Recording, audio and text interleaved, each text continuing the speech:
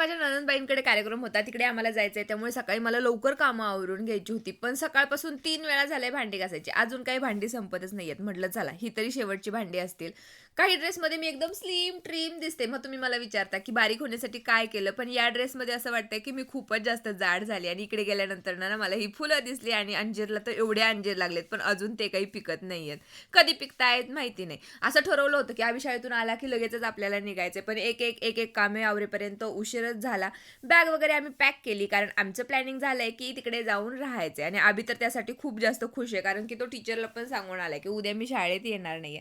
आम्हाला इकडे यायला ना संध्याकाळी 5 वाजले होते आणि एवढ्या सगळ्या बायका इकडे भाकरी बनवत होत्या. नेमक्या त्यांच्या भाकरी होत आल्या होत्या. त्यामुळे मला बसण्याची गरज काही पडली नाही आणि यांना खंडोबा कुलदैवत आहे. त्यामुळे असं नॉन-व्हेजचं त्यांचं जागरण गोंधळ असतं. आत्या कालच इकडे येऊन राहिल्या होत्या आणि आज त्याच घरी जाणार आणि मी इकडे राहणार असं आमचं प्लॅनिंग ठरलं होतं. तर आमचं कुलदैवत आहे म्हसवडचा सिद्धनाथ. त्यामुळे आमच्याकडे डवरी असतात जागरण गोंधळाला. पण इकडे वाघ्या मुरळीचा कार्यक्रम असतो.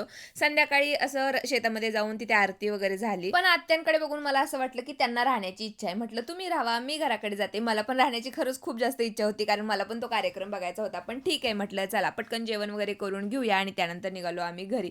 तर रात्री यायला उशीरच झाला होता आम्हाला आणि अभिना खूप त्याला हौस होती, की आत्याच्या घरी राहायचंय, आत्याच्या घरी राहायचंय आणि सकाळी उठल्यानंतर तो मला खूप जास्त त्रास देणार आहे. चला भेटू नेक्स्ट व्लॉगमध्ये. तोपर्यंत बाय.